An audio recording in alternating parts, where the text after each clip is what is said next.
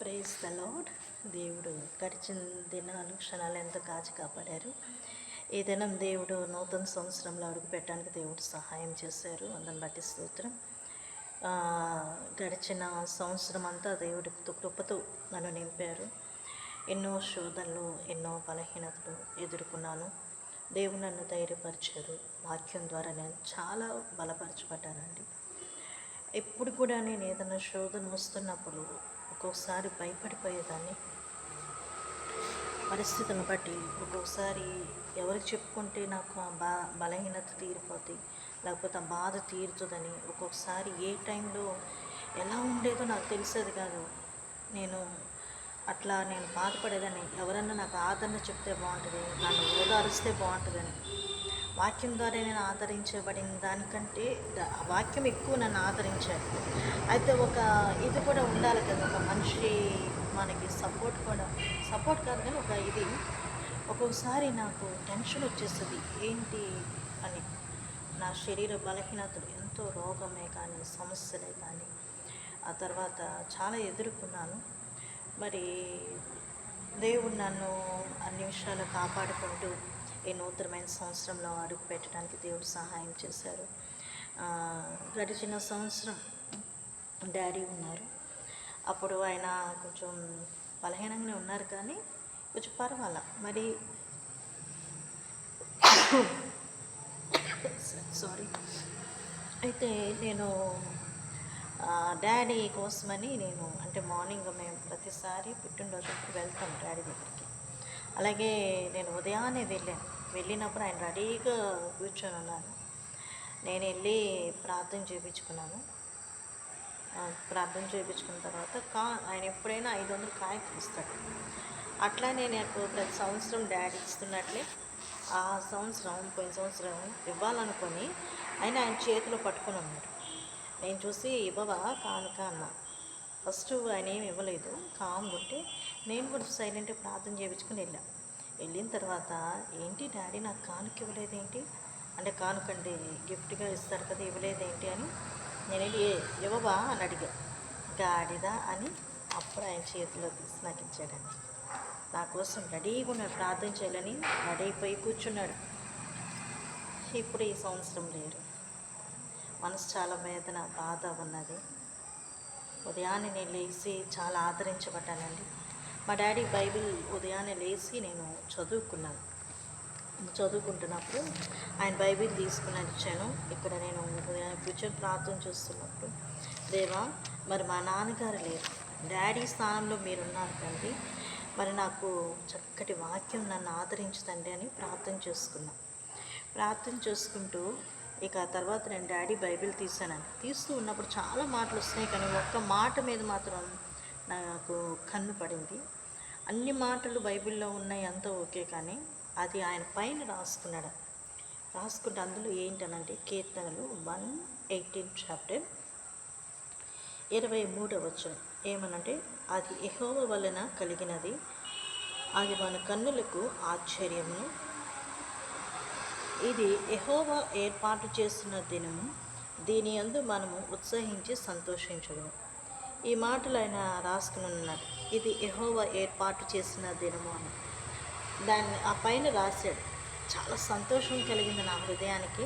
అయితే ఏంటి అని ఆ అధ్యాయం మొత్తం నేను చదువుకుంటే, ఇల్లు 22 వచనంలో చూస్తే, ఇల్లు కట్టువారు నిషేధించిన రాయి మూలకు తలరాయి ఆయను, ఇది యెహోవా వలన కలిగినది, అది మన కన్నులకు ఆశ్చర్యము, ఇది యెహోవా ఏర్పాటు చేసిన దినము, దీని యందు మనం ఉత్సహించి సంతోషించదము. ఈ మాటలు నేను చాలా ధైర్యం చెందానండి. ఎందుకంటే నేను ఎప్పుడు ప్రేర్ చేసుకున్నాను, దేవా ఇల్లు మూలక తలరాయి, ఇల్లు కట్టువారు నిషేధించిన రాయి తలకు మూలరాయి అవుతుందన్నావు కదండి, నన్ను ఆ విధంగా మూలకు తలరాయి చేయదండి అని ఊరిక ప్రార్థన చేసుకుంటుండేదాన్ని. అది ఏంటనేది నాకు తెలిసేది కాదు. ఎందుకంటే చిన్నప్పుడు మా డాడీ మాటలు చెప్పారు, మూలకు తలరాయి అవ్వాలి అని. అదేవో ఆ మాటలు కొన్ని నా హృదయంలో నాటుకుపోయినాయి.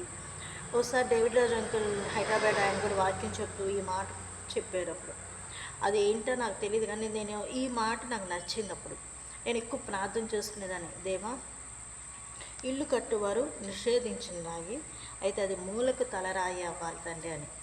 అయితే దేవా నిషేధించబడిన రాయిని తండ్రి మూలకు తలరాయిగా నన్ను చేయి తండ్రి అని నా అనుదిన ప్రార్థనలో ఎక్కువ నేను ఈ మాట చెప్పుకొని ప్రార్థన చేసుకుంటుండేదాన్ని. అయితే ఈ దినాన మా డాడీ బైబిల్లో ఇది యెహోవా వలన కలిగినది అని నాకు ఎంత సంతోషం కలిగిందంటే, ప్రవ్వా ఈ దినాన మా డాడీ బైబిల్లో నుంచి ఆ మాటలు నేను అంటే బైబిల్లో అందరి బైబిళ్ళు ఒకేలా ఉంటాయి. డాడీ ఆ బైబిల్ ఎన్నో సంవత్సరాల నుంచి వాడిన బైబిల్ అది. కాబట్టి మీ పితరులు మీ తల్లిదండ్రులు వాడిన బైబిల్స్ మీరు విడిచిపెట్టకండి, అవి మీ దగ్గర పెట్టుకోండి. వాళ్ళు కొన్ని రాస్తూ ఉంటారు, అవి చూసుకోండి. మా నాన్నగారు చెప్పాడు, నేను బైబిల్లో రాశానని. మా అమ్మగారు కూడా బైబిల్లో కొన్ని హింట్స్ పెట్టాను నాన్న, కొన్ని మీరు బుక్ చూసుకున్నప్పుడు చదువుకున్నప్పుడు అవి చూసుకోండి, ఇది మీకోసమే అని అంటుండేవాళ్ళు. సిలువు ప్రసాద్ గారు ఉన్నారు కదా, ఆయన కూడా మాకు ఏదో రాసి బుక్స్ పెట్టాడు చదువుకోండి అని. ఆ బుక్స్ కనబట్లేదు, మరి ఎవరు తీశారో ఏమో నాకు తెలియదు. అయితే ఇట్లా ఉండేది.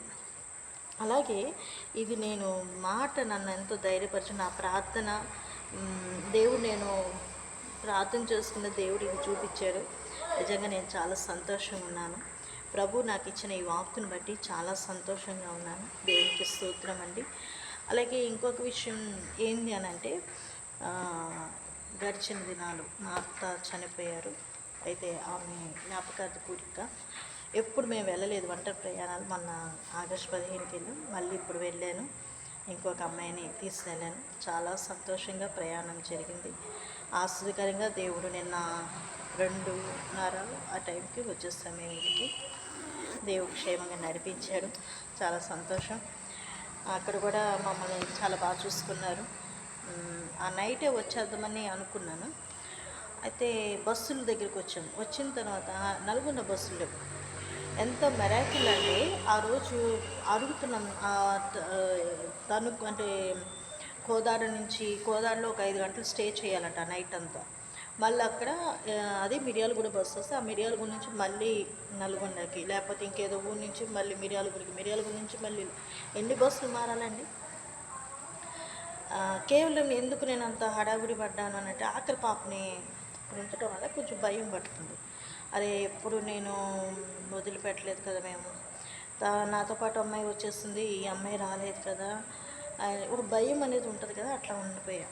అయితే దేవుడు ఆ బిడ్డని కాపాడారండి. ఆ దేవుడు క్షేమంగా ఉంచాడు.